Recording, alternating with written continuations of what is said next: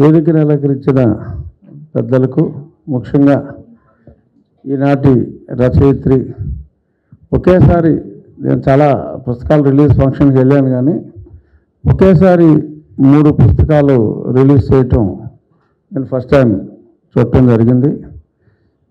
అలాగే book release function అంటే ఏదో యాత్ర 2 సినిమా కలెక్షన్ లాగా ఎవడో ఉండడు థియేటర్లో అనుకున్నాను, కానీ ఇంతమంది ఇంత ఆలస్యమైనా కూడా ఇక్కడ ఇంతమంది ఉంటారని చెప్పి నా అంచనాలని పూర్తిగా తారుమారు చేశారు.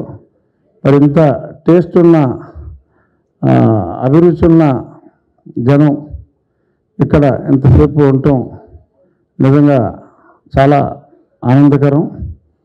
చంద్రబాబు నాయుడు గారి గురించి అసలు పుస్తకాలు చదవాల్సిన అవసరం లేకుండా జోష్న గారు మొత్తం అంతా చదవండి కూడా ఆవిడకి తెలిసిందంతా చెప్పేశారు. కాబట్టి ఇంకా పుస్తకం చదవాల్సిన అవసరం పెద్దగా మాలాంటి వాళ్ళకైతే లేదు.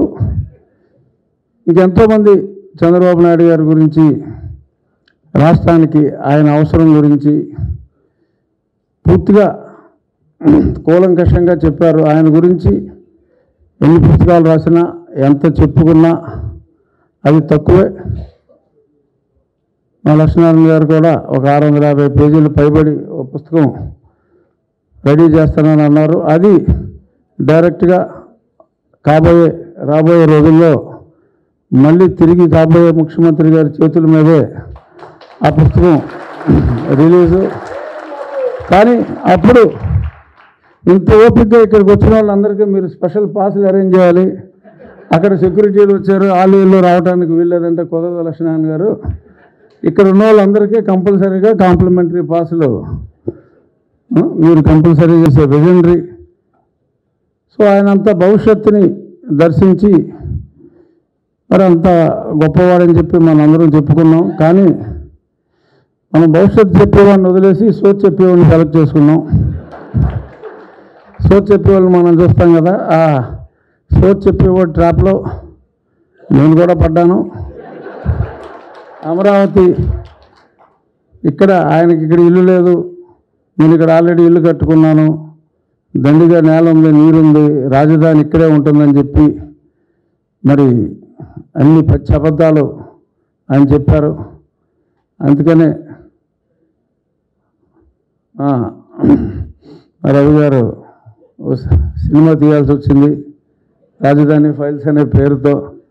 అది 24 గంటల్లో 1 కోటి వ్యూస్ కూడా దాటింది.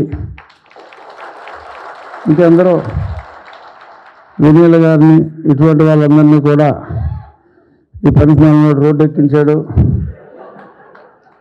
ఇలా అద్భుతమైన 3 పుస్తకాలు రాసిన స్ఫూర్తితో రామచంద్ర రాజ్యం ఎలా రాశారో, మరి రావణ రాజ్యం అంటానికి కూడా లేదు, ఎందుకంటే రావణుడు కూడా మంచి పరిపాలకుడే. ఏదన్నా మంచి పేరు చూసి ఒక గొప్పవాడి గురించి రాశారు కాబట్టి 3 పుస్తకాలు, పనికిపాలన మీద కూడా ఇంకో 3 పుస్తకాలు రాసి రిలీజ్ చేస్తే మొత్తం, ఎందుకంటే తెలియని కోణాలు చాలా ఉండుండొచ్చు, లేనివన్నీ యాత్ర సినిమా ద్వారా చూపెడుతున్నారు కాబట్టి ఉన్నవి. ఎందుకంటే అసలు ఆ సినిమా చూసి అసలు నేను ఇంత మంచోన్నా అని చెప్పి ఆయనకే డౌట్ వచ్చేలాగా మరి యాత్ర సినిమా చూసి ఆయన ఫీల్ అయ్యారని చెప్పి తెలిసింది. మరి ఆయనలో ఉన్న, ఆయన వలన రాష్ట్రానికి జరిగిన డ్యామేజ్, తెలిసిన అంశాలనే పేరుతో తెలియని విషయాలనే ఒక పుస్తకం రాశారు.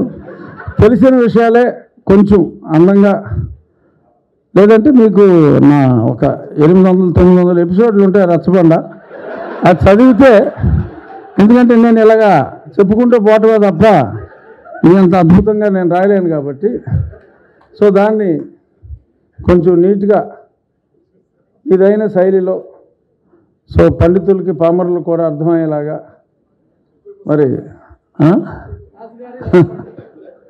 సో మంచి పుస్తకాలు రాయాలని, ఆ పుస్తకాలకి ఎప్పుడైనా ఒక గొప్పవాడి గురించి రాసిన దానికన్నా ఒక పనిమాలినాడు గురించి రాస్తే సేల్స్ కూడా ఎక్కువ ఉంటాయి. మీరు ఆ పుస్తకం సేల్స్ పెట్టండి, మీకు దీనికన్నా 10 రెట్లు సేల్ ఉంటుందని చెప్తూ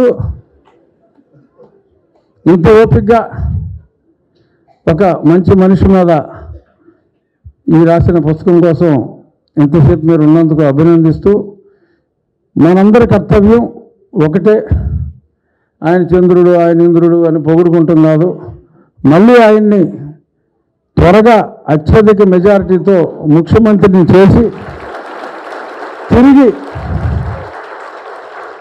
చంద్రన్న రాజ్యాన్ని స్థాపించుకునే దిశగా అత్యధిక మెజారిటీతో మనం ముందుకెళ్ళాలి. నేనైతే నా ఆశయం మళ్ళీ మే నెలాఖరులోగా చంద్రబాబు నాయుడు గారిని ముఖ్యమంత్రిగా చూసుకోవటం, మనందరం ఆ దిశగా ముందుకెళ్దాం. జై చంద్రబాబు నాయుడు గారు, జోహార్ ఎన్టీఆర్. Thank you.